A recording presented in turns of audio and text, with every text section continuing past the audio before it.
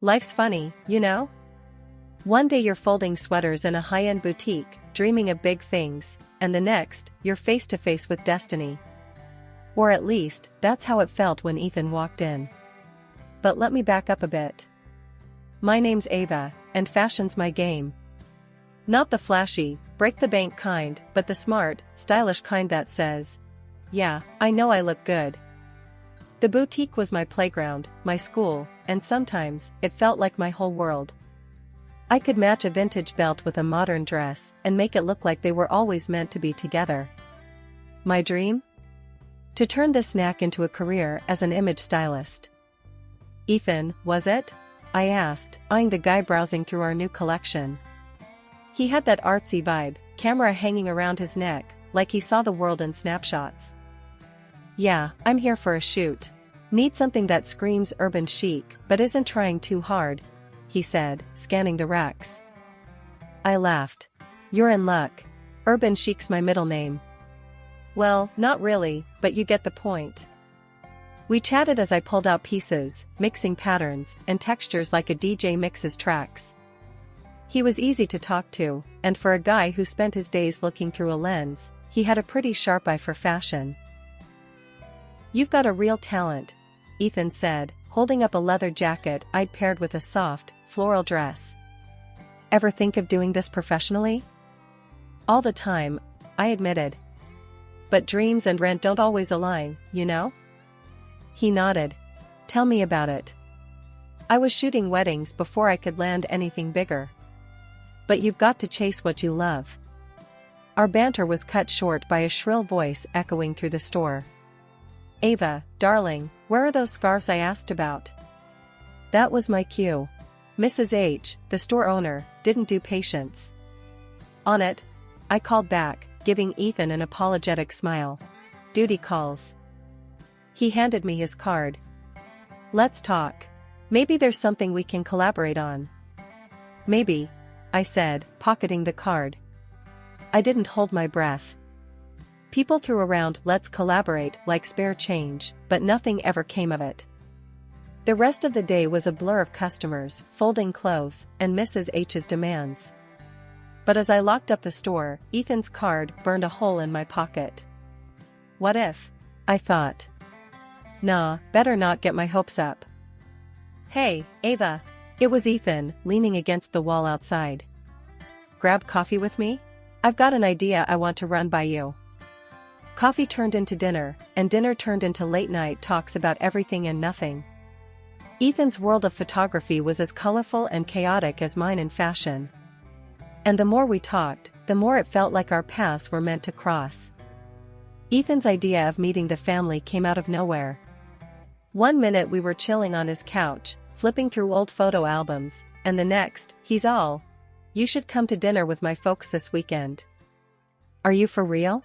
I dropped the album, staring at him like he'd just sprouted a second head. "Ethan, babe, we've been dating what, a couple of months?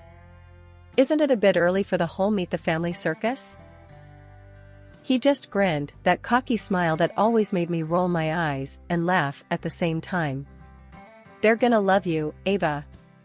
And I want my worlds to collide, you know? You, them, all of it together." I could have said no. Could have told him I wasn't ready to jump into that pool just yet. But looking at him, all excited and hopeful, what could I do? I caved. "Fine, but if your sister starts measuring me for a wedding dress, I'm outta there." Ethan laughed. "Mia? Nah, she's more likely to sell you a knockoff and keep the change." Great. Just the endorsement I needed. Ethan wasn't kidding about his family living large. Their house was like something out of a magazine, all sleek lines and expensive tastes. I felt my thrift shop chic outfit shrinking in protest as we walked up to the door. His parents were the picture of upper-class warmth. His mom, Linda, enveloped me in a hug that was surprisingly genuine, while his dad, Mark, offered a firm handshake and a friendly nod. So far, so good. Then came Mia. She sauntered in like she owned the place, which, in a way, she probably did.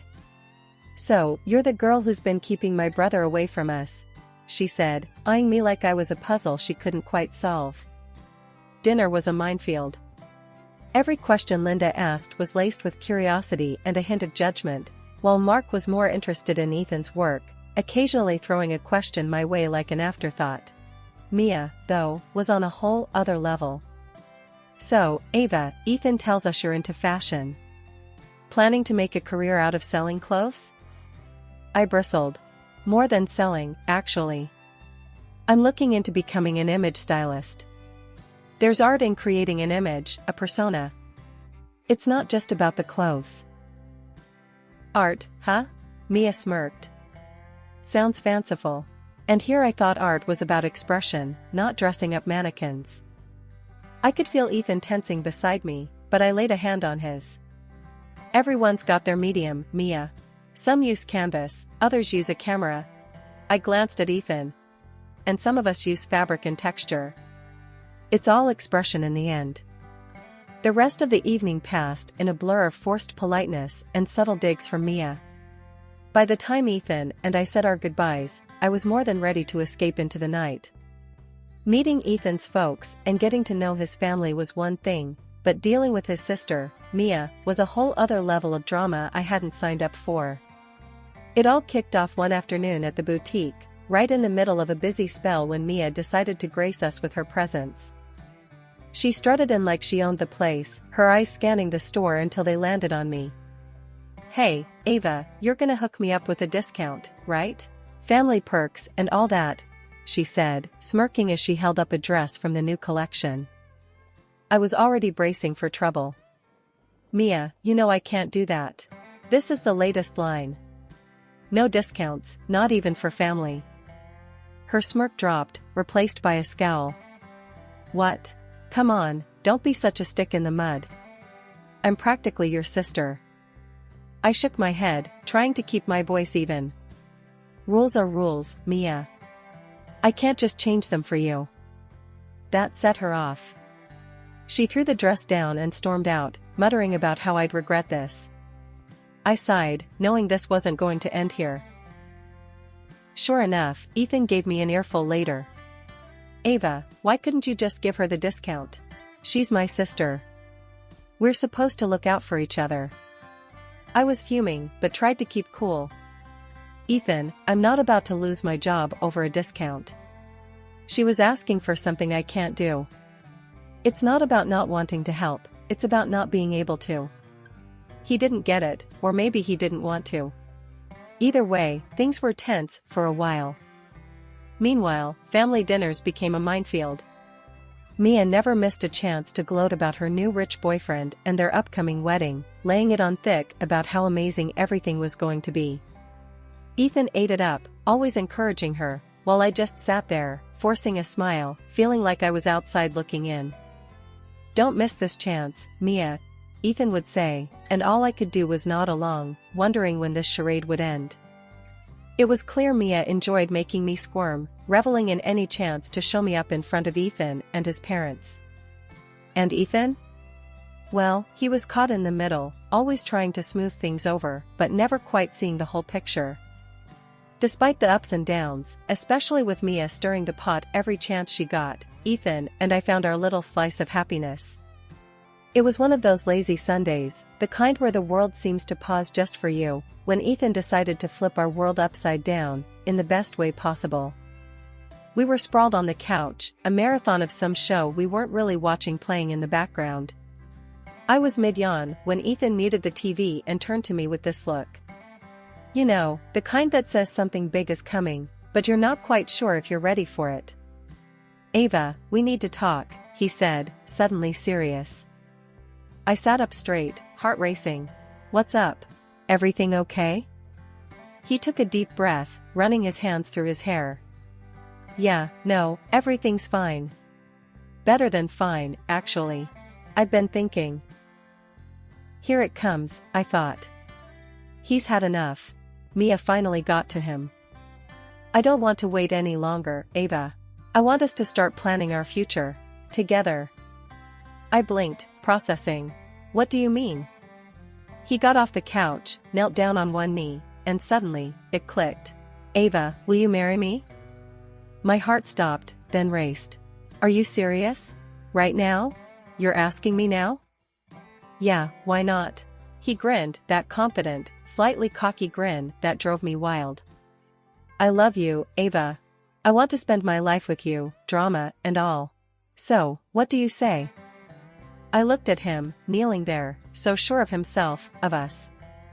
And despite the voice in my head screaming about Mia and all the complications, I knew my answer. Yes, I said, the word barely a whisper. Yes, I'll marry you. Ethan's face lit up, and he swept me into his arms, spinning me around. That's my girl. But then, reality crept in, as it always does. Ethan, you do realize what you're signing up for, right? Your sister, my job, us, it's not going to be easy. He set me down, his hands on my shoulders, looking me straight in the eye. Ava, I don't care about any of that. We'll figure it out, together. Mia will come around, and if she doesn't, well, that's on her. You and me, we're a team now. His words were like a balm, soothing the worry that had taken root in my chest. A team, huh? I like the sound of that. Yeah, Team Ava and Ethan against the world. We laughed, the tension melting away, replaced by a sense of rightness, of belonging. In that moment, it didn't matter what Mia thought or what anyone else said. We were in this together, for better or worse. Wedding prep was in full swing, and let me tell you, it was turning into my full-time gig. I was all over it, from the get-go. Designing the whole shebang was my jam. I dreamt up this vibe for the day that was kinda out there, elegant, but with a twist. Ordered this bomb dress with a massive bow, something that screamed me. The girls were getting outfitted in styles I handpicked, and for everyone else coming, I had this vision that just tied everything together. I dove headfirst into planning the decor. We're talking custom-designed invitations, guest gifts that weren't your run-of-the-mill junk, and photo zones that'd make your Insta pop. The arch, the tables, chairs, you name it, everything had to be on point, matching the vibe. I was buzzing, imagining the looks on everyone's faces when they saw the setup. Linda, my future mother-in-law, was on this journey with me. We hit the shops like a storm on the weekends, hunting for those perfect little touches. Over coffee, she'd spill how impressed she was with my dedication. You're really going all out, aren't you? Mia's not even half as involved with her plans, she'd say, shaking her head. One day, Linda drops this on me, asking if I could give Mia a hand with her wedding stuff. Honestly, I wasn't keen, but Linda looked so hopeful. So, I said, sure, I'll talk to her. Mia, though, she wasn't having any of it. I don't need your help, thanks, she snapped, all high and mighty. I just shrugged it off, thinking, fine by me. Less drama. The closer we got to the wedding, the more real it all felt. Every piece of the puzzle was falling into place, and I couldn't wait to see it come to life. Ethan was my rock through it all, always there with a word of encouragement or a helping hand. Babe, this is gonna be epic. Can't believe you pulled all this together, he'd say, eyes wide as he looked over the plans. Yeah, well, it's gotta be perfect, right? For us, I'd respond, feeling that mix of nerves and excitement bubbling up inside. We'd spend nights going over every little detail, making sure nothing was missed. It was exhausting, but in the best kind of way. The thought of walking down an aisle that looked exactly as I pictured it in my head, towards Ethan, made all the late nights worth it. Mia's wedding took place 2 months earlier. Ethan and I were kindly invited to the ceremony, and what I saw struck me to the heart. Walking into that wedding was like stepping into a twisted version of my own dream. There it was, all laid out before me, every little detail I'd painstakingly chosen for my own wedding. My designs, my ideas, right down to the flowers on the tables, were all there. It was like I'd been robbed, but instead of missing jewels, it was my dreams that were taken. I nudged Ethan, disbelief painting my voice. Can you believe this? It's our wedding. She's taken everything. Ethan glanced around, his discomfort obvious. Babe, it's fine. Let's not make a scene. It's her day. Her day? I couldn't keep the incredulity out of my voice. It's supposed to be our day. She's wearing my dress, Ethan. And that's my bouquet in her hands. As Mia made her grand entrance, looking like a carbon copy of what I'd imagined for myself, the sting of betrayal bit deep. The guests oohed and awed, snapping pictures of the decor I'd poured my heart into. Their joy was a knife in my gut. I turned to Ethan, desperation clear in my plea. She's stolen our wedding. How can you be okay with this? Ethan, always the peacemaker, just sighed, his gaze fixed on anywhere but me. Don't do this now. It's Mia's wedding. Don't ruin it. Ruin it? The irony was thick enough to choke on. I was the victim here, yet somehow, I was being asked to play nice, to smile and nod while Mia paraded around in my dream. The urge to flee, to run from this mockery of my own plans, was overwhelming. But as I stood there, surrounded by stolen dreams, a fire lit within me. No, I wouldn't run. This wasn't just about centerpieces and dresses, it was about respect, about the sanctity of my ideas. Ethan, I said, my voice low but firm. This isn't right. You know it. I need to know how she got her hands on my plans. He looked at me then, and I could see the worry in his eyes. But before he could respond, Mia was upon us, beaming in her ill-gotten gown. Isn't it just perfect? She gushed, oblivious or indifferent to the turmoil she'd caused. I forced a smile, my mind racing. It's something, all right. Tell me, Mia, where'd you get the inspiration? Her laughter tinkled, fake as the facade we were all maintaining. Oh, you know, here and there. A girl has her sources. After these words, she importantly walked away from me to the guests. Sources. The word echoed mockingly in my head. My sources, my plans, my wedding. Ethan tried to steer the conversation elsewhere, but I was done. Done playing the understanding fiance, done watching my wedding play out in front of me like some cruel joke. I made my way to Linda, who stood next to Mia, soaking in the praises showered upon the stolen decor by oblivious guests. 6 months of planning, Mia boasted, and Linda nodded along, pride written all over her face. Fueled by a mix of hurt and determination, I confronted them. Who came up with this? Who's the mastermind behind the wedding design? My voice carried over the murmurs, attracting curious glances. Mia's confident smirk faltered under my gaze. The guests, sensing the tension, fell into an uneasy silence. Linda, caught off guard, turned to me. Is everything all right, dear? Before I could reply, Ethan was at my side, his hand on my arm, attempting to lead me away. Let's not do this here. It's Mia's day. He repeated it in a whisper, a plea in his voice. I yanked my arm away, my voice rising, despite my best efforts to stay calm. Why, Ethan? Why did Mia steal my wedding plans? How did she even get my dress?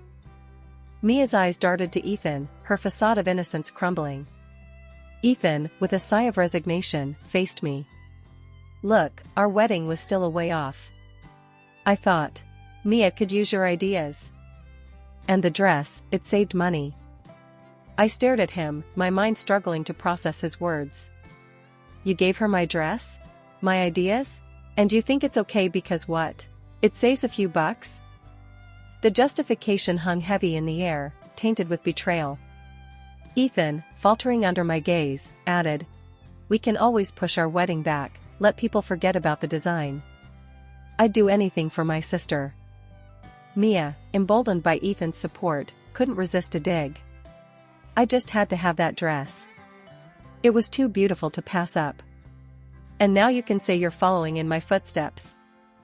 That was the last straw. My vision blurred with tears of frustration and heartache. I faced Ethan, the guests, the entire room. I can't do this. I won't marry someone who puts his sister's whims over our plans, our future. Ethan reached for me, but I stepped back, my decision clear. No, Ethan. This isn't about a dress or decorations. It's about respect, trust. And it's clear I can't trust you to stand by me. Linda, my almost mother-in-law, surprisingly took my side in the chaos. Ava's right. she said, her voice cutting through the tension like a knife. This isn't how we raised our kids. To steal and lie. The folks on Mia's would-be husband's side looked like they'd swallowed sour grapes. Starting a life on a lie? That's no foundation for a marriage, they muttered, disappointment etched deep in their faces. Then, the would-be groom, a guy I barely knew beyond polite hellos, took the stage, literally. Grabbing the mic, he declared, "There won't be a wedding today. I can't marry someone who's okay with such deceit." His eyes met mine for a moment, and though they were filled with apology, I couldn't find it in me to feel sorry for Mia. Mia's reaction was something out of a bad soap opera. Tears, screams, and then, as if to punctuate her outrage, she threw her bouquet to the ground and started stomping on it. A part of me wanted to laugh at the absurdity of it all, but the sadness in Linda's eyes stopped me. Ethan, my now ex-fiance, seemed more concerned about his sister's theatrics than the mess he'd helped create. "Look what you've done, Ava. You're ruining everything," he accused, his words aimed at me like darts. His parents, however, weren't on the same page. "We're ashamed," they said, their disappointment directed at Ethan and Mia. "Ashamed to have raised children who think this is okay." Walking away from that mess, I felt a mixture of relief and sorrow. Relief that I'd dodged a lifetime of being second to Mia's whims, and sorrow for what could have been if Ethan had been the partner I thought he was. After the storm comes the calm, they say. And in my case, after a hurricane of emotions and a tornado of drama, I finally found my peace. It wasn't overnight, mind you. Took a good chunk of soul-searching and a whole lot of me time. But I got there. One afternoon, sitting in the quiet of my living room, surrounded by sketches and fabric swatches, I realized I was finally doing what I loved again. Designing, creating, dreaming. Only this time, it was for me. My phone rang, breaking the silence. It was Jenna, my best friend, her timing impeccable as always. "Ava, girl, how's the world's next big wedding stylist doing today?" Her voice was a warm hug over the phone. I chuckled, shaking my head even though she couldn't see me. "Getting there, Jen. Actually working on a new project right now." "That's my girl. Hey, remember that boutique on 5th? The one we loved? They're looking for a designer to revamp their bridal section. Sounds right up your alley." My heart skipped a beat. "Really? That's huge, Jenna." "Yeah. You should totally go for it. Show them what you're made of." And I did. I poured my heart and soul into a portfolio, showcasing not just my skills, but my vision, my passion for fashion that told a story, that celebrated love in all its forms. Walking into that boutique, portfolio in hand, felt like stepping into a new chapter of my life. The interview was more of a conversation, a shared excitement for what weddings could be. And when they offered me the job on the spot, it was more than an opportunity. It was validation. A sign that I was exactly where I was supposed to be. But amid the new beginnings, there was one loose end that needed tying up. Ethan. The whole wedding debacle left me not just heartbroken, but financially in the lurch too. So, I decided it was time to square things away, for my peace of mind. I met Ethan at a quiet coffee shop, a neutral ground for what was sure to be an uncomfortable conversation. "Ava, he started, but I held up a hand, cutting him off. "Ethan, save it. I'm not here to rehash what happened. I'm here about the wedding, the one that didn't happen because of, well, you know why." He nodded, looking down at his coffee. "Yeah, I know. I want compensation, Ethan. For the moral damage and for the costs of the wedding that didn't happen because of your actions. It's only fair," I said, my voice steady, stronger than I felt. He sighed, rubbing his forehead. "Ava, I know I messed up. How much are we talking?" I slid a piece of paper across the table with the numbers written down. "It's not just about the money, Ethan. It's about acknowledging the impact of what you did." He looked at the figure, winced, but then nodded. "Okay. I'll make it right, Ava. I owe you that much." "And Ethan," I added, meeting his gaze squarely, this is the last time we do this dance. From here on out, we go our separate ways. For good. Walking out of that coffee shop, I felt lighter. It wasn't just about the money, it was about standing up for myself, about drawing a line and demanding respect.